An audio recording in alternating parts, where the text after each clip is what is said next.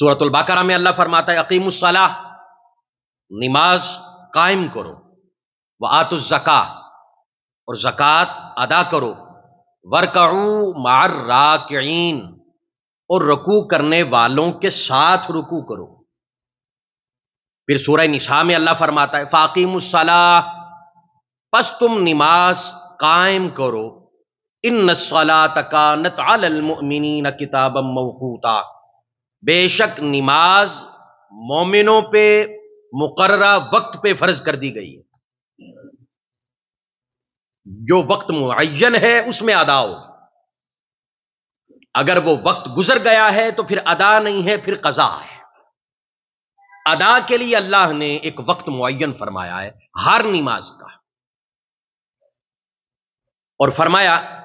سورہ روم میں منیبین الیہ، اللہ کی طرف رجوع کرو، جھکو اللہ کی طرف، واتقوا، اور اس اللہ کی ذات سے ڈرو، کسی اور سے نہ ڈرو، واقیموا الصلاۃ، اور نماز قائم کرو، ولا تکونوا من المشرکین، اور مشرک نہ بنو۔ کیا خوبصورت امتزاج اور اسلوب ہے قرآن کا۔ پہلے کہا اللہ کی طرف جھکو، رجوع کرو، پھر فرمایا اسی سے ڈرو، درمیان میں پھر فرما دیا نماز قائم کرو، اور پھر آگے کہا ولا تکونوا من المشرکین، اور مشرکوں میں سے نہ ہو جاؤ۔ ایک آیت میں 4 پیغام ہیں اور چاروں آپس میں ملتے جلتے ہیں، کیونکہ یہ بھی تو حدیث ہے نا، بندے اور کافر کے درمیان جو شے فرق کرنے والی ہے وہ نماز قائم کرنا ہے، اور ظاہری بات ہے جب بندہ نماز قائم کرتا ہے تو رجوع اللہ ہوتا ہے،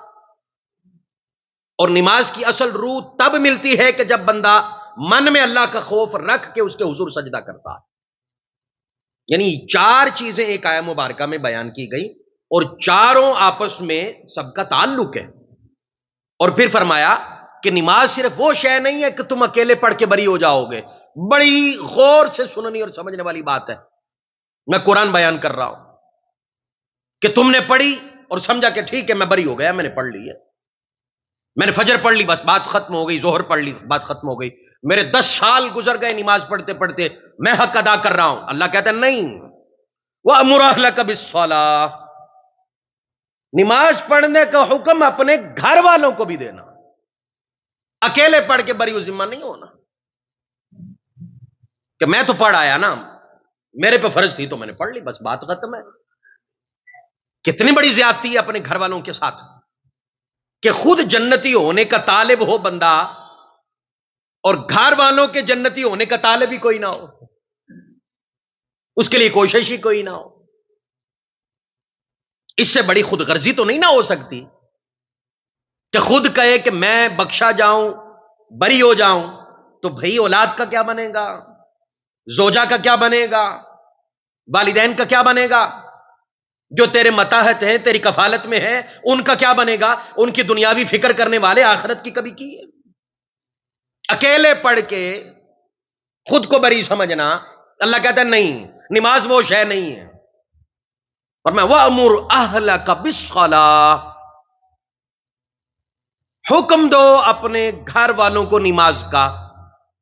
اچھا انہیں حکم دیں، اور فرمایا وَاصْطَبِرْ عَلَيْهَا، پھر اس پہ ثابت قدم بھی رہے۔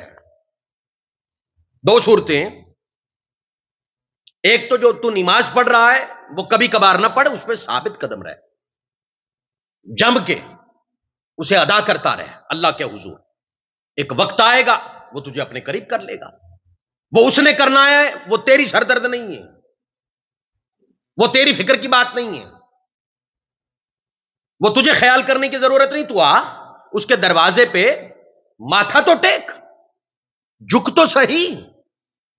جب اس کی مرضی آئی وہ اپنے قریب کر لے گا۔ کرم کرے گا تو کسی سے پوچھ کے کرنا ہے، اس نے فضل کرنا ہے تو کسی سے پوچھ کے کرنا ہے، وہ تو کہتا ہے تو آ، تو سجدے پہ سجدہ دیے جا، آ جا میرے گھر آتا رہے، ایک دن آئے گا میں تیرا من بھی صاف کر دوں گا۔ شرط یہ کہ محنت کر کے آ تو صحیح، سٹرگل تو کر۔ وَأْمُرْ أَهْلَكَ بِالصَّلَاةِ وَاصْطَبِرْ عَلَيْهَا، ثابت قدم رہے، اور پھر ایک اور مقام پہ کیا خوبصورت نماز کا پیغام دیا میرے اللہ نے، فرمایا اقیم الصلاۃ، امر کے ساتھ نماز قائم کرو، نماز قائم کرو۔ مالک کیوں کرے؟ فرمایا لذکری، میری یاد کے لیے، کہ میں تمہیں یاد رہوں، اس لیے نماز ہے۔ آؤ فجر میں منہ دھو کے وضو کر کے آؤ، مجھے یاد کرو، جاؤ پھر کماؤ دنیا، لیکن اس دنیا میں جا کے پھر تم کہیں نہ کہیں ایسا کام کر جاتے ہو کہ میں تمہیں یاد نہیں رہتا، پھر میں ظہر کے وقت بلا لیتا ہوں، تو بھول گیا تھا پھر یاد کر لے، عصر کے وقت پھر بلا لیتا ہوں، بھول گیا تھا پھر یاد کر لے مجھے، میں مستحضر رہوں، میں تیرے سامنے رہوں، تیری آنکھوں کے سامنے رہوں، ہر عمل میں تمہارے سامنے میں رہوں، آپ مغرب پڑھ لے، آپ عشاء پڑھ لے، 5 وقت میں بلاتا اس لیے ہوں کہ میں تمہیں یاد رہوں، بس میں تمہیں مستحضر رہوں، تیری آنکھوں کے سامنے میں اللہ رہوں، دنیاوی کل امور کے اندر۔ فرمایا اقیم الصلاۃ لذکری، نماز قائم کرو میری یاد کریے، میں یاد رہوں، میں اللہ یاد رہوں تمہیں۔ اور اگر میں اللہ یاد نہیں تو پھر عبادت نہیں ہے، پھر عادت ہے، لیکن میں پھر بھی کہتا ہوں آتے رہو، پھر بھی سجدے کرتے رہو، عمل نہ چھوڑو، وہ ترس کرنے پہ آئے تو جب مرضی کر دے، ٹیڑے دل کو جب اس نے چاہا تو سیدھا کر دے گا، کجی من کی دور کر دے گا، اس نے تو کن کہنا ہے، ادھر ہو جانا ہے، تم آتے رہو، تم حاضری لگواتے رہو، میں آیا تھا، فجر میں بھی آیا تھا، میں ظہر میں بھی آیا تھا، لبیک، میں حاضر تھا، اب اس کی مرضی کہ تیری حاضری کب قبول کرے، تو حاضر ہوتا رہے۔ اور فرمایا کہ اگر تو پھر تو جس دن تمہیں مسجد کے باہر ہر عمل میں اللہ یاد رہا، سمجھ لے تیری حاضری قبول ہو گئی، تو نے لبیک کہا تھا، اس نے تیری حاضری کا ایکسپٹ کر لی، اور اس وقت تک حاضری دیتا رہے جب تک تیری قبولیت کی تیرے عمل کے اندر ندا نہیں آ جاتی اور واضح میسج نہیں آ جاتا، اس وقت تک سجدہ کرتا رہے اللہ، اس وقت تک اللہ کے حضور جھکتا رہے، اس وقت تک اس رب کو مناتا رہے، وہ مانے گا، مانے گا، مانے گا۔ قل یا عبادی الذین اسرفوا علی انفسہم لا تقنطوا من رحمت اللہ، اور میرے بندے مجھ سے مایوس نہ ہوا کر، مجھ سے مایوس نہ ہوا کر، آ گیا ہے، یہ بھی تو بلاوا ہی ہے تو آیا ہے، کم از کم سر تو آ کے میرے حضور ٹیکر آئے نا، پھر ایک دن آئے گا، پھر واقیم الصلاۃ ذکری کا مجسمہ یہ انسان بن جائے گا۔ حاضری لگواتے رہو، عمل میں جب اللہ آ جائے سمجھ لو اس اللہ نے تمہاری حاضری قبول کر لی۔ یہ مختصر خلاصہ ہے جو توفیق خداوندی سے آپ احباب کے گوش گزار کیے۔ اب حدیث مبارکہ کی طرف آؤ۔ حضرت ابو ہریرہ روایت کرتے ہیں، حضور علیہ الصلوۃ والسلام نے ارشاد فرمایا، جب حضور کا نام آئے درود شریف پڑھا کرو۔ حضور علیہ الصلوۃ والسلام نے ارشاد فرمایا، ان اول ما يحاسب به العبد المسلم يوم القیامہ الصلاۃ المکتوبہ، فرمایا میدان محشر قیامت کے دن سب سے پہلے جس چیز کا سوال ہوگا وہ نماز ہے، الصلاۃ المکتوبہ، فرض نماز ہے۔ اب یہ جو بات ہے آگے وہ میری ذاتی تشریح ہے، اسے آپ اختلاف کر سکتے ہیں، حدیث میں نے بیان کر دی۔ میدان معاشر سب سے پہلا سوال کس چیز کا؟ فرض نماز کا ہوگا، اللہ پوچھے گا، سوال ہوگا الصلاۃ المکتوبہ، حدیث کے اندر آتا ہے فرض نماز کا سوال سب سے پہلے ہوگا۔ کیا ہوگا سب سے پہلے؟ پڑھی تھی کہ نہیں پڑھی تھی؟ اور میں سمجھتا ہوں مجھے جو اس حدیث سے سمجھ آیا ہے، اب میری بات ہے، اختلاف ہو سکتا ہے، کہ دوسرا سوال یہ ہوتا کہ پڑھی کیسے تھی، تیسرا سوال یہ ہوگا قائم کیسے کی تھی، چوتھا سوال یہ ہوگا کہ پھر اس پڑھی ہوئی پہ پیرا کتنا دیا تھا۔ صرف پڑھنے کا سوال نہیں ہوگا، جو مجھے جميع احادیث مبارکہ سے اپنی زندگی میں نچوڑ میں رہا ہے وہ آپ کے ساتھ شیئر کر رہا ہوں۔ صرف یہ نہیں پڑھی تھی، ہاں کیسے پڑھی تھی، کیا سمجھ کے آیا تھا، کیفیت کیا تھی، قائم کی تھی، پھر اس پہ کاربند کتنا تھا، اس کی حفاظت کتنی کی ہے، یہ سارے سوال میدان معاشر اللہ سب سے پہلے نماز کے متعلق کرے گا۔ اب آگے سنیے گا، فَإِنْ أَتَمَّهَا، اللہ کہتا ہے اگر تو فرض پورے ہوئے، فرض تو پورے ہوئے تو ٹھیک ہے، اگر نہ پورے ہوئے، وَإِلَّا قِيلَ، اگر نہ پورے ہوئے، اللہ کہے گا انظروا هل له من تطوع، اچھا اب ذرا چیک کرو اس کے فرض تھوڑے رہ گئے ہیں، کم ہے، پورے نہیں ہیں، زندگی چوکھی دی تھی، نمازیں تھوڑی ہیں، زندگی زیادہ دی تھی، پڑی تھوڑی ہیں، وہ کریم ہے نا، اب کرم کرنا ہے اس نے، فضل کرنا ہے، 99 رحمت والے معاملات اس نے میدان معاشری تو استعمال کرنے ہیں۔ اب اللہ کہہ رہا ہے انظروا، فرشتوں دیکھو، هل له من تطوع، کوئی نفل بھی پڑھے سو، کوئی نفل بھی پڑھتا رہا کہ نہیں، یہ تو صلاۃ المکتوبہ ہے، فرض نماز کا ہم نے سوال کیا ہے، اب ذرا دیکھو اس نے کوئی نفل بھی پڑھے، کہا جائے گا فَإِنْ كَانَ لَهُ تَطَوُّعٌ، ہاں نفل ہے مالک اس کے کھاتے میں، نفل بھی پڑھے ہیں، سنتیں بھی ہیں، سارے اس کے کھاتے میں ہیں، پر میں اکملت الفریضۃ من تطوعہ، اللہ کہتا ہے سارے نفل اٹھاؤ، اس کے فرض پورے کرو،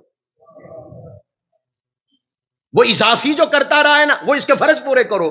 فرمایا جو ہی فرض پورے ہوں گے اللہ فرمائے گا میری جنت کا دروازہ کھول دو۔ آج کہتے ہیں نا فرض پڑھو بھاگ جاؤ، ہاں جو گھروں میں پڑھتے ہیں وہ افضل طریقہ ہے، لیکن یہ جو کہتے ہیں نا کہ نہیں ضروری نہیں ہے، سن لو اگر فرض کم ہوئے، آقا نے فرمایا اللہ کہے گا میں نے اسے چھوڑنا ہے، دیکھو کہیں نفل پڑے ہوں اس کے کھاتے میں، اٹھاؤ فرض پورے کرو، سوال فرض پہ ہے نفل پہ نہیں ہے، اس پہ نہیں ہے، لیکن پڑھتا تو رہا ہے نا، میں اللہ کریم ہوں، میں نے کرم نہیں کرنا اس پہ، میں نے فضل نہیں کرنا، میں نے چھڑنا نہیں، میں نے چھڑنا نہیں، بڑا ہی کریم ہے اللہ، بڑا ہی کریم، اس لیے کثرت کیا کرو نماز کی، نفل عبادتوں کی جتنا ہو سکے، سجدہ تے اللہ نہیں کرنا جے نا تو پھر اعتراض کیڑا، وہ چھڈو جی یہ کیڑا کو ضروری ہے، وہ بھائی ہر کام ضروری کے لیے ہوتا، کوئی کام اس کی محبت میں بھی کیا کرو، کوئی کام اس کی محبت میں بھی کیا کرو، ضروری تو فرض ہو گیا ادا کر دیا، کچھ محبت میں تو کرو نا اس کے لیے، پھر وہ میدان معاشر تمہارے ساتھ محبت والا معاملہ فرمائے گا، ہر شے ضروری نہیں ہوندی۔ اب یہ جو نماز پنج گانا ہے، نماز پنج گانا، اب اس کی ذرا تشریح سنیے گا حدیث مبارکہ کی روشنی میں، فضیلت سنیے گا اور دل کے کانوں سے، اور اپنے بچوں کو سنائیے گا، اپنے بچوں کو یہ باتیں سنائیے گا، یہ حدیثیں سنائیے گا، فرض ہے آپ کا، آپ اپنے بچوں کے مبلغ ہیں، تربیت آپ پہ فرض ہے، استاد پہ فرض نہیں ہے،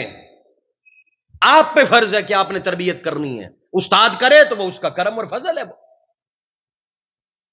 اب سنیے گا، میرا آقا علیہ الصلوۃ والسلام نے فرمایا من صلی الصبح فہو فی ذمۃ اللہ، فرمایا جس نے فجر پڑھ لی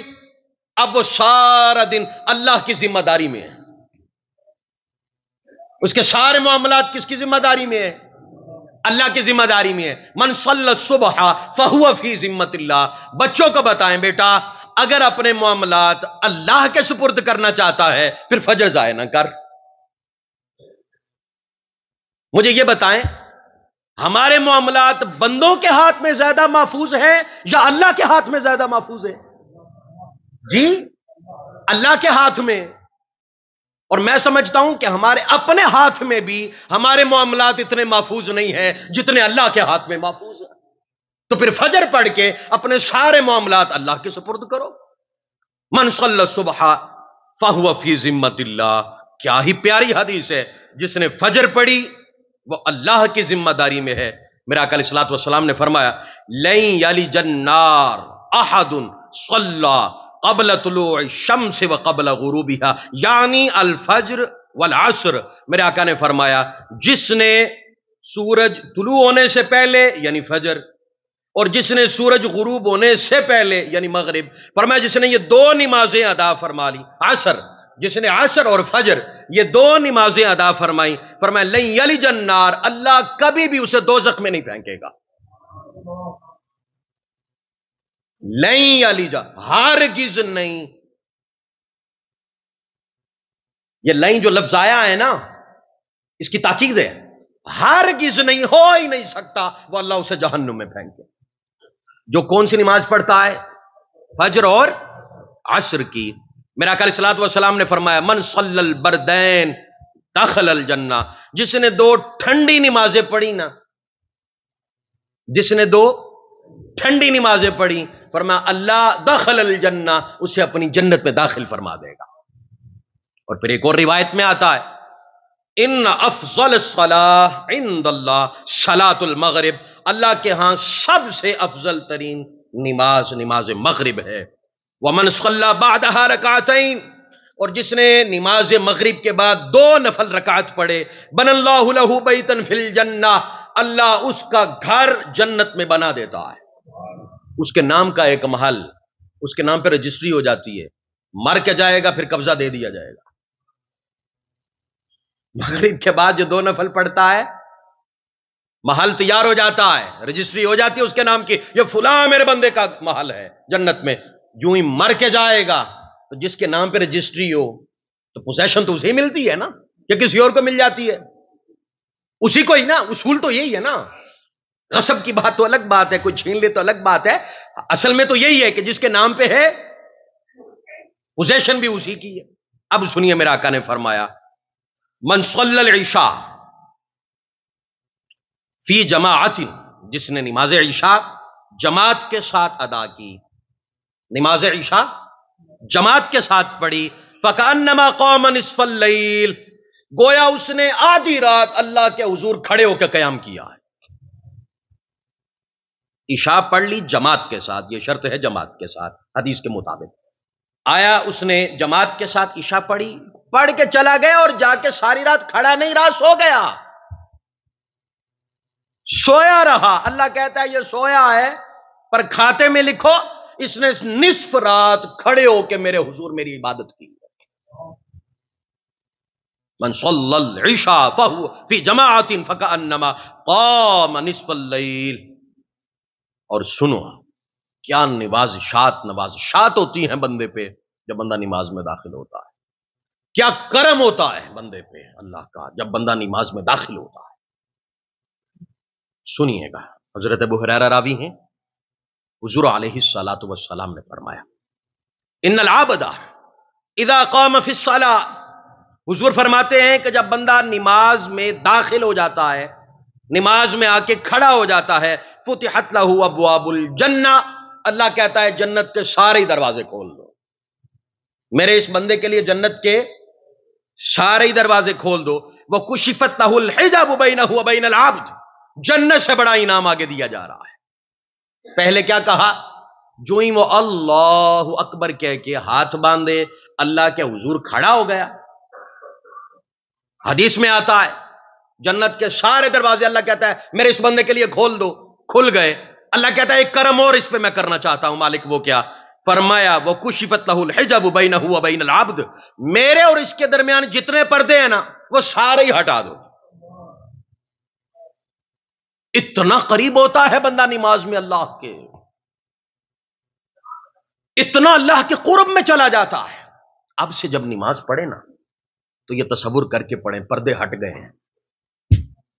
پردے ہٹ گئے ہیں۔ آقا علیہ الصلوۃ والسلام نے فرمایا نا کہ اس کے حضور ایسے کھڑے ہو جاؤ کہ جیسے تم اسے تک رہے ہو، اور میں اگر یہ نصیب نہیں تو کم از کم یہ تو نصیب ہو کہ وہ بھی تمہیں تک رہا ہے۔ اس درجے پہ تو آ جاؤ کہ وہ اللہ تمہیں دیکھ رہا ہے۔ حالانکہ حدیث میں ہے فرشتوں سے اللہ کہتا ہے سارے پردے ہٹاؤ، میرے اور میرے بندے کے درمیان کوئی پردہ نہ رہے، وہ میرے در پہ آیا ہے، میرے دروازے پہ آیا ہے، مجھے منانے آیا ہے، مجھے سجدہ کرنے آیا ہے، میرے قرب میں آیا ہے۔ اللہ پردے ہٹا کے اور اپنے قریب کر لیتا ہے۔ اور آپ کو پتہ ہے جو سجدہ ہوتا ہے نا، یہ وہ عمل ہے، یہ وہ رکن ہے نماز کا کہ اس وقت بندہ اللہ کے بالکل قرب میں چلا جاتا ہے،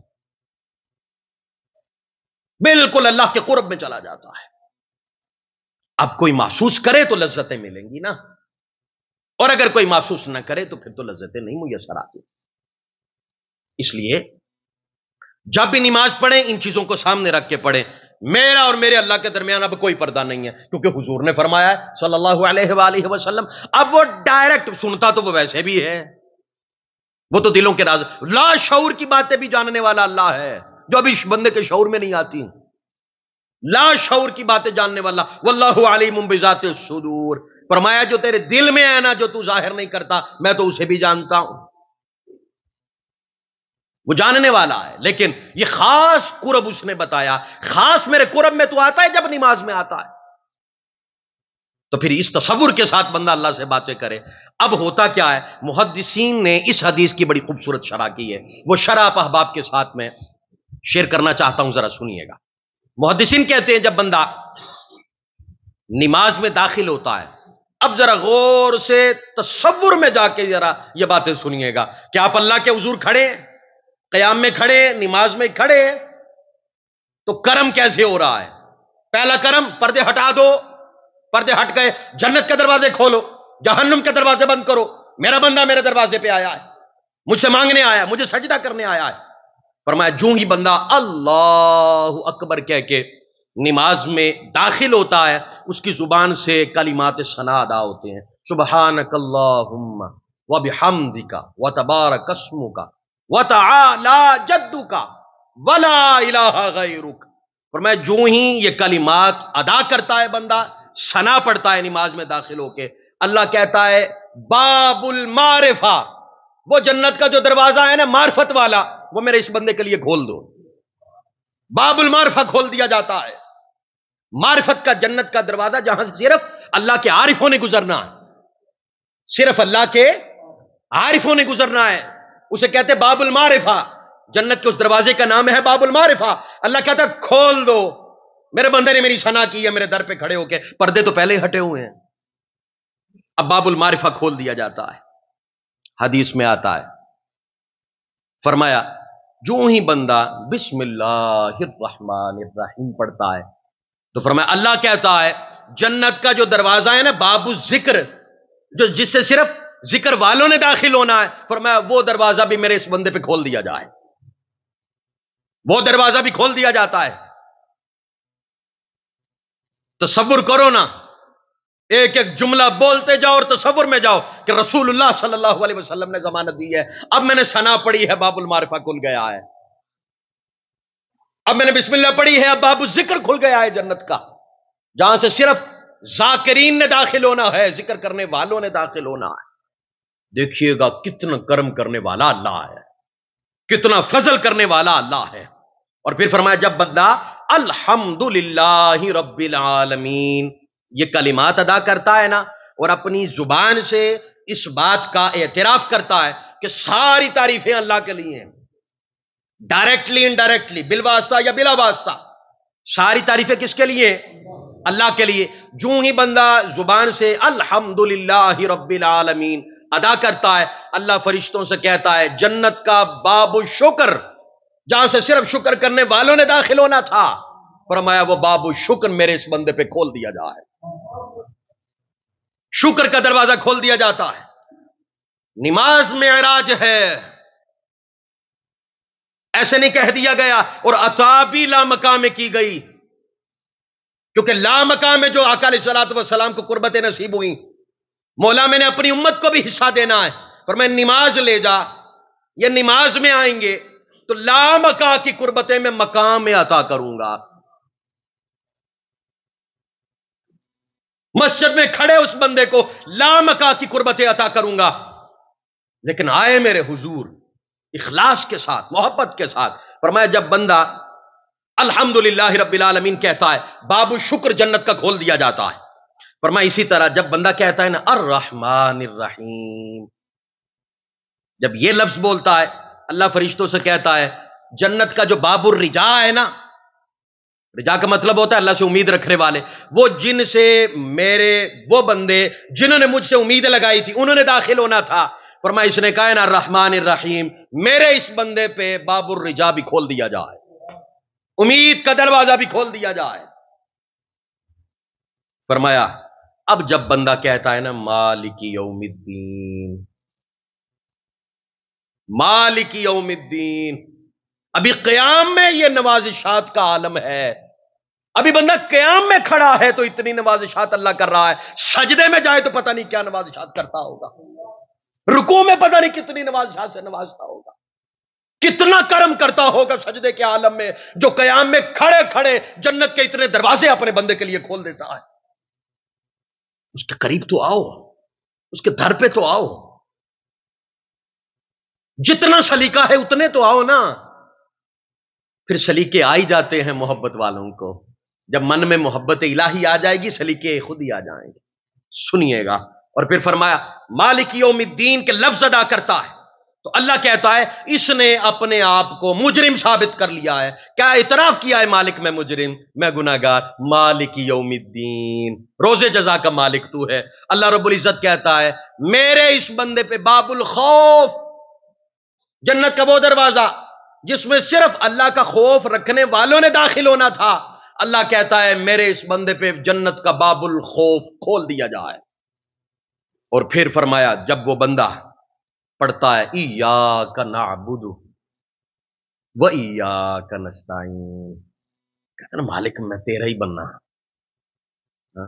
کتنے پیار بڑے لفظ ہیں۔ نعبد عبد سے، عبد کا معنی غلامی، مالک میں تیرا غلام، تو میرا آقا، میں کچھ نہیں، سب کچھ تو ہی ہے۔ اس عاجزی کے ساتھ وَإِيَّاكَ نَسْتَعِينُ، حقیقی مؤثر تیری ذات ہے۔ جب یہ لفظ بولتا ہے نماز کے اندر، اللہ رب العزت کہتا ہے فرشتوں، وہ جنت کا باب الاخلاص نہیں جہاں سے صرف میرے مخلص بندوں نے داخل ہونا تھا، میرے اس بندے نے اپنی زبان سے ایاک نعبد و ایاک نستعین کہا ہے، میرے اس بندے پہ جنت کا باب الاخلاص بھی کھول دیا جائے۔ باب الاخلاص، او بھائی ابھی قیام میں ہے بندہ، ابھی سورہ فاتحہ بھی مکمل نہیں ہوئی، پردے ہٹا کے فرشتوں سے کہہ رہا ہے یہ بھی دروازہ کھول، یہ بھی کھول، یہ بھی کھول، میرے در پہ آیا ہے، اس کے در پہ جاؤ تو صحیح۔ وَنَحْنُ أَقْرَبُ إِلَيْهِ مِنْ حَبْلِ الْوَرِيدِ، وہ رگے جان سے بھی زیادہ قریب ہے، دور ہے اللہ سے تو بندہ ہے، اللہ بندے سے دور نہیں ہے۔ یہ بندہ اللہ سے دور ہو گیا، اس کے قرب میں اور قریب کرے گا، اور قریب کرے گا، پھر تمہیں جو لذتیں یہاں آئیں گی نا وہ کہیں اور لذت آئے گی نہیں، وہ کہیں اور لذت آ سکتی بھی نہیں ہے۔ فرمایا جب یہ بندہ کہتا ہے ایاک نعبد و ایاک نستعین، تو فرمایا اس وقت باب الاخلاص، اخلاص کا دروازہ جنت کا اس بندے پہ کھول دیا جاتا ہے۔ فرمایا جب یہی بندہ کہتا ہے نا نماز کے اندر اہدنا الصراط المستقیم، اللہ کے حضور دعا کرتا ہے ہمارے لیے سیدھا راستہ دکھا دے یا چلا دے، دونوں ترجمے ہیں، مالک ہمیں سیدھے راستے پہ چلا یا سیدھا راستہ دکھا۔ جب یہ دعا قیام میں کھڑا ہو کے اللہ کے حضور کرتا ہے، اللہ فرماتا ہے اب فرشتوں سے اے فرشتوں، وہ جنت کا جو باب دعا نہیں جہاں سے دعا کرنے والوں نے داخل ہونا ہے، میرے اس بندے پہ باب الدعا بھی کھول دیا جائے، دعا کا دروازہ بھی بندے پہ کھول دیا جاتا ہے۔ اللہ اکبر۔ اور جب بندہ کہتا ہے نا صراط الذین انعمت علیہم غیر المغضوب علیہم ولا الضالین، یہ سورۃ الفاتحہ کا اختتام، جب یہ لفظ بولتا ہے جن پہ اللہ کا غضب ہوا، جو گمراہ ہوئے، ان سے بیزاری اور لا تعلقی کا اعلان کرتا ہے، اور جن پہ انعام ہوا ان کی صحبت میں جانے کی دعا کرتا ہے، نیکوں کی صحبت کی دعا کرتا ہے اور بدوں سے بچنے کی دعا کرتا ہے۔ جب یہ کرتا ہے نا تو اللہ رب العزت کہتا ہے وہ باب الاقتداء نہیں جہاں سے صرف اقتداء کرنے والوں نے، ماننے والوں نے داخل ہونا تھا، میرے اس بندے پہ جنت کا باب الاقتداء بھی کھول دیا جائے۔ صرف قیام میں کھڑے ہو کے، جو ہی کھڑے ہوتے ہو اللہ کہتا ہے دروازے کھولو، لیکن ایسے نہیں کھلتے، اللہ کہتا ہے پردے ہٹاؤ، ہٹ گئے۔ اب جب وہ سورۃ الفاتحہ ثنا سے شروع کرتا ہے، فاتحہ تک آتا ہے، فرمایا جنت کے 8 دروازے اللہ اس بندے پہ اپنے کھول دیتا ہے۔ ابھی صرف میں نے قیام چھیڑا ہے، ابھی سورۃ فاتحہ کی بات کی ہے، اس کا کرم دیکھو، اس کا فضل دیکھو، اس کی عنایتیں دیکھو، لیکن شرط کیا ہے؟ کھڑے ہوں گے تو کھلیں گے، آئیں گے تو کھلیں گے۔ اور آج سے یہ نیت کر کے، میں حدیثوں کی تشریح پڑھ رہا ہوں، حدیثیں پڑھ رہا ہوں، یہ کچھ اس کے حضور تصور کر کے کھڑے ہو، یہ تو جو ہے نا یہ ہماری عقلوں میں آتا ہے، نہ جانے وہ اس سے پرے کیا کیا دیتا ہے۔ اس سے آگے کیا کیا دیتا ہے؟ اور سب سے بڑا نماز کا فائدہ وہ کیا ہے؟ وہ اللہ سے تعلق کی یاد دہانی ہے کہ میں اللہ کا بندہ ہوں، اللہ کی ذات کے ساتھ تعلق، اس کی یاد دہانی ہے۔ دن میں 5 وقت آؤ، یاد کرو، یاد کرو، یاد کرو، وہ اللہ ہے، وہ اللہ ہے، میں اس کا بندہ ہوں، میں اس کا بندہ ہوں۔ یہ اللہ سے وعدہ ہے عملی طور پہ۔ عملی طور پہ ہم اللہ سے وعدہ کرتے ہیں میں تیرا ہوں، میں کسی اور کا نہیں ہوں، میں کسی اور کے دروازے پہ نہیں جا رہا، میں تیرے دروازے پہ آ رہا ہوں، میں تیرے حضور سجدے کر رہا ہوں۔ اور جب یہ بات 5 دفعہ بندہ کرے گا تو جب بندہ دنیا سے جائے گا، وہ جڑا نماز کھڑے ہو وہ تو 8 دروازے کھول دا ہے، تے مرن تے نہ جانے کتنے دروازے کھول دا ہے۔ میرا وہ بندہ آیا جڑا دن وچ 5 باری میرے حضور کھڑا ہوندا سی، 5 دفعہ۔ اور یہ الحمدللہ رب العالمین الرحمن الرحیم، یہ ہے کیا؟ یہ اللہ سے بات ہے، گفتگو ہے، اللہ سے کلام ہے۔ آپ اللہ سے باتیں کرتے ہیں نماز میں، یہ تصور رکھ کے نماز پڑھا کرو، اس لیے تو قربت کی لذتیں ملیں گی۔ الحمدللہ رب العالمین کسے کہہ رہے ہو؟ کوئی اور تو نہیں نا سامنے؟ کسے کہہ رہے ہو؟ الرحمن الرحیم کس کو کہہ رہے ہو؟ بندہ کسی بندے کے سامنے کھڑا ہو جائے نا تو اس کی فیور میں 2 جملے بول دے، اس کی تعریف میں 2 جملے بول دے، وہ بندہ موم ہو جاتا ہے۔ تم اللہ کے حضور کھڑے ہو کے کہو الحمدللہ رب العالمین الرحمن الرحیم، تو بڑا کرم کرنے والا ہے، فضل کرنے والا ہے، تو کیا وہ کرم نہیں کرے گا؟ وہ فضل نہیں کرے گا؟ نماز اللہ سے یاد دہانی ہے، اللہ کی قربتوں میں آنے والا۔ اور آقا علیہ الصلوۃ والسلام نے فرمایا، حضور علیہ الصلوۃ والسلام فرماتے ہیں کوئی بندہ کہ جس کے گھر کے باہر، او کما قال علیہ السلام، جس کے گھر کے باہر نہر بہتی ہو، اے میرے صحابہ بتاؤ وہ دن میں 5 وقت اس میں نہائے، ایک باری نہیں 5 دفعہ اس نہر میں نہائے، میرے صحابہ بتاؤ بدن پہ کوئی میل رہ جائے گی؟ آقا جی نہیں۔ فرمایا جو بندہ 5 وقت نماز کی صورت میں اللہ کی رحمت کے سمندر میں غوطہ زن ہوتا ہے، اللہ بدن پہ کوئی گناہ رہنے دیتا ہے؟